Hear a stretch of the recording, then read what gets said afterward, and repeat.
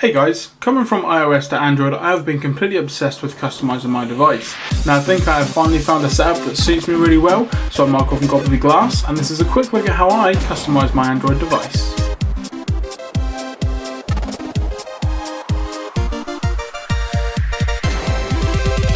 So what I'm going to do, guys, I'm going to give you a quick overview of the actual phone itself in terms of what I've done to it, and then I'll go into a little bit more detail in terms of what apps and what widgets I am using to get it to look the way that it is.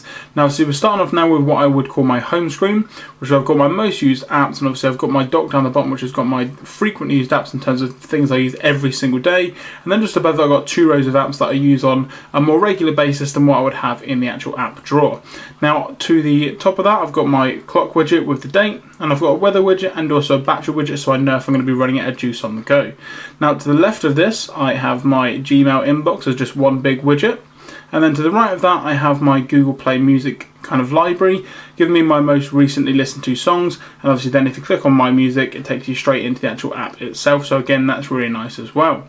Now I'm going to go through kind of what I use to get it set up like this. So obviously you'll just notice that I am working with a Samsung Galaxy S3, and obviously that comes pre-installed with TouchWiz. So the first thing that I personally done was download Nova Launcher, which you can get from the Play Store.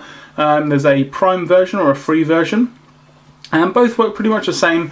I did go for the Prime version because there's a couple more things in terms of you can have a kind of counter on certain apps if you've got missed calls or text messages, kind of like what you get on iOS that you wouldn't get with the free version. Now then what I've done in terms of setting up the actual phone itself, because obviously the phone is laid out in a kind of grid fashion. Now if I go real quick into my Nova settings, you'll see on my desktop in terms of my grid size I've gone for 6 by 5. Now what that basically means is on the actual phone itself you've got grids going down and then across. So I've got it 5 across the bottom and then 6 on the top. Hence why you can see here that I've got 5 app icons there. And if we're going upwards, it works out at 6 kind of paces going up there to the top. So again, really nice. Now what I've done as well, I've taken off any animation when I'm scrolling between my screens. The main reason why I've done that is just really because it slows down the device.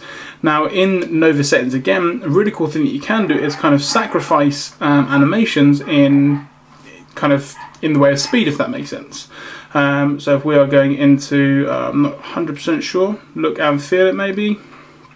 So you've got here animation speed, and obviously here you can see relaxed, which is basically, it says sit back and enjoy the beautiful animations, all the way down to faster than light, which is forget animation, make it fast. And obviously there's little bits in between that which will kind of slow down or speed up the animations, and like I say, I always have it on faster, and the same with scroll speed, I have that faster than light as well, just for the fact that I want to get through things real quick. Now obviously app animation, when obviously opening a new app and things, you can choose which kind of setting that you want for that. Obviously you've got ice cream sandwich, jelly bean, slide, or just system, which just has it the same. So with mine, with the TouchWiz or the Galaxy S3, it just closes the app and kind of makes it go smaller into the center of the screen. Now in terms of the actual apps that I am using, I am using the Jelly Bean icon pack, which again, if you have Nova Launcher, comes pre-installed. So what it basically does in terms of all my app icons, the ones that it does, it kind of has them as the stock Jelly Bean icon. So as you can see here from the phone and also from the camera, that's what it would look like on stock Android, which again is real nice. Now in terms of the widgets that I'm using, obviously these are pre-installed with the music and also the Gmail. But this one here is Clock Widget Reborn. And the customization is really good as well. So if I just click on this real quick to go into the settings, you can see you can change the inner text, battery remaining line, secondary line, you can have a drop shadow, etc. Obviously decide what it does when you obviously click on the actual app itself. With mine I have it to do the settings, but you can have it so it gives you more battery info, or it gives you pop-up settings window and things. So again, if you want to get quick access to settings, then you can do it all with this widget. And like I said, the customization is really, really good. Like the battery remaining line, which obviously is this blue line that goes around the outside here. If we go into there, you've got all the different colours which you can choose from, pretty much infinite. Also you can choose how thick you want the line to be. I have mine as thin as it can go basically. So that's kind of what mine looks like. This over here is an app called Eye in the Sky.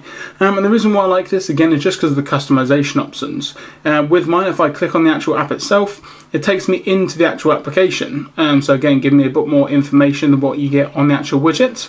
Or if you click on the little kind of 3 dots at the top there, it gives you more options in terms of settings, which for some reason, there we go.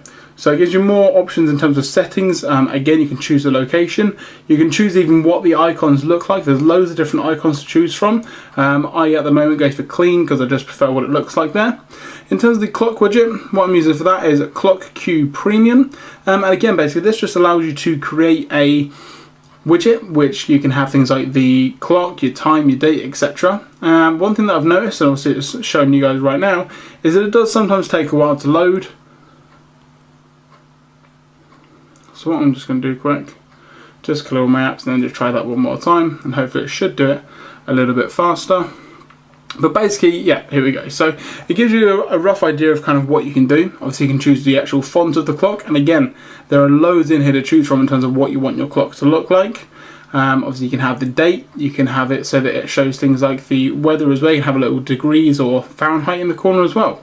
So again, that's real nice. So this is kind of like what I use as a daily driver. Now for video purposes, just want to see how much battery I had left. I've got my notification bar at the top, but what I usually do, again using Nova Launcher, if you go into look and feel, you can actually turn off the notification bar. So again, it looks like it gives you a lot more screen real estate, even though all it's doing is getting rid of that bar at the top. But again, if you slide down, you can still get access to the widget, sorry, to the actual notifications itself. So again, real nice there, and it kind of gives you a better overview of the actual wallpaper. Now in terms of the wallpaper, because also I get a lot of people asking me when I do videos like this, where do I get the wallpaper? I've actually got a Google Drive, which I'll share with you guys. I'll put a link down in the description. As to the wallpaper that I'm using, I've got a folder which contains stock Android or stock Galaxy S4 wallpapers. I've got iOS and also the HTC One. And the wallpaper I'm using is actually just a stock Galaxy S4 wallpaper. And the reason why I like it is just because it's real bright, real vibrant. And I just like kind of how it looks with the scrolling animation as well. So like I say, I'm Michael from Copy of Glass. This has been a quick look at how I've customized my Samsung Galaxy S3, and I'll catch you guys in the next video.